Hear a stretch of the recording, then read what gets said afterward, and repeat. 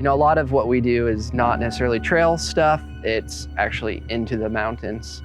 If you're high up on a mountain, if you're on a vertical cliff, we have these specialty equipment, tools, experience to go out there and help in those situations. We're a bunch of close-knit climbers. With where we're located in the state, it's become really necessary for a community like ours to partner and work with the surrounding agencies. We train and operate with the Chelan County Sheriff's Technical Rope Rescue Team, and that is really the bridge between our two agencies. I went out to Leavenworth. The goal was to run the Enchantments route through the String of Enchantments lakes in Leavenworth. The accident happened at around 9 a.m. We were maybe like 10 miles through the hike. We started getting off trail. As we were descending, I dislodged a boulder. I was next to the boulder, and then I slid down as the boulder fell and got pinned underneath the boulder. We called for help immediately. A boulder the size of a refrigerator had fallen on someone and that the person was trapped. We started going through like scenarios of like, what tools do we have to move a boulder? We've never dealt with something like this before. You have to be prepared for everything. There's rapidly changing conditions. Information's coming in slowly. Information may be wrong. We flew into the basin and we caught the strobe of the paramedic that was on scene, and we realized that he was actually on a cliff face. It was alarming because it was the first time we found out like, oh, this guy is not trailside. I started preparing mentally in my head and started to think about what is it that we need to do to get to this patient. It worked out where we just kind of had the right people on the right mission. My right leg took most of the trauma, and that like pretty much immediately, like I knew that was going to be broken. And then my left leg was pinned, my groin was pinned, and my left arm was pinned. So I could only move my neck and my right arm. The urgency behind all of this was the fact that the rock was large and it was crushing the patient's legs. It was hard to see the extent of my injuries. I mean, I knew that probably my right leg was broken. Hi there. What's your name? Benedict. Benedict. My name's Jeff. I'm a paramedic. Hey man, I'm gonna take care of you, okay? So he's sitting in this chute, this big boulder on top of him, and a tree is preventing the boulder from rolling over the rest of his legs and falling off the cliff. Arm is pinned here. Yeah. Both legs, the boulder sitting on top of it says his right knee seems to be crushed more, but he can move his left toes. His condition was trending down pretty steeply. The medics were like, no, we got to get him out of here now. I started feeling extremely nauseous, extremely weak. I just felt like things were starting to shut down. There was definitely some other injuries. So we're gonna need to do this quickly because his pressure is dropping. We decided we're going to use the airbags to see if we can generate some sort of movement. So this is the airbag.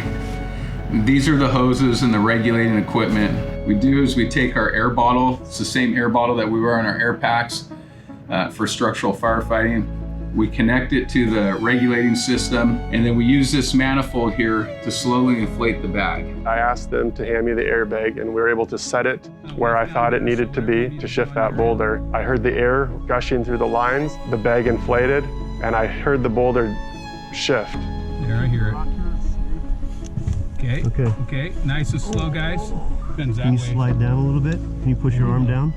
There we go. Can you push your arm down even farther? Yeah. Good. Okay, I got your arm, buddy. It was sitting on both of his legs, but once we were able to shift it slightly, it created space on both sides. Slow. We got rock moving. Oh, okay. Stop. Hoist, go, go, go. Pull. Chris, get up there. Pull. Go. Right here. Go. Okay. We got one more guy coming, Brandon.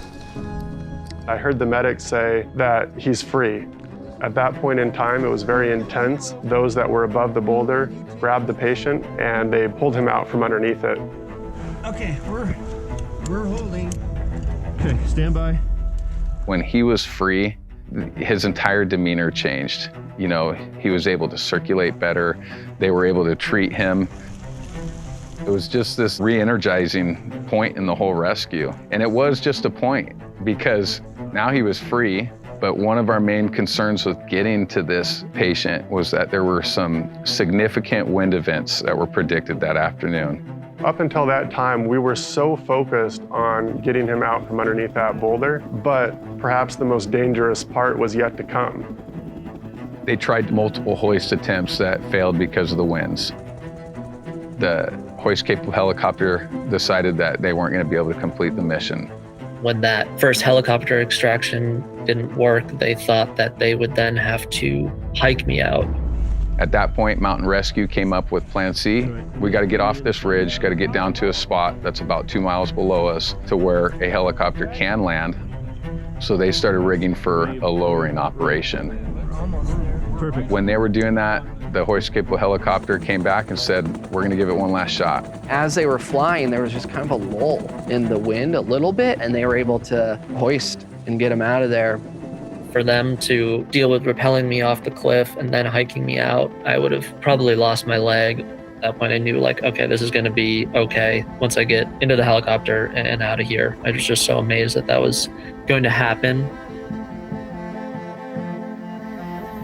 As soon as he was pulled into the helicopter, it was a huge relief. We had accomplished our mission. Preparation is key. We had this massive collaboration of resources, some folks we'd never worked around or seen before.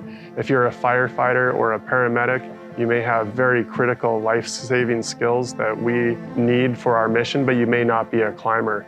And so we're able to use our skills and our expertise to get those people into the backcountry to help others. Everything about what they were able to do that day is so impressive. I can't believe they were able to figure out how to move the boulder in the time that they did with the equipment that they had without injuring me further, and do it quickly and safely. We learned that he was going to have a full recovery, which was absolutely incredible. For me, it's a way that I can use the skills that I've acquired over a long time to give back to our community. People are having their worst days. We can be there and help them. We do this because we want to help you. We want to be there for our community. Like, we're all people that feel that this serves a bigger purpose. There's lots of times in our careers that we hope that the good we're doing has a positive outcome. This is one of the really very few times that you'd walked away definitively knowing that you just made a difference in someone's life, and everybody that was there contributed.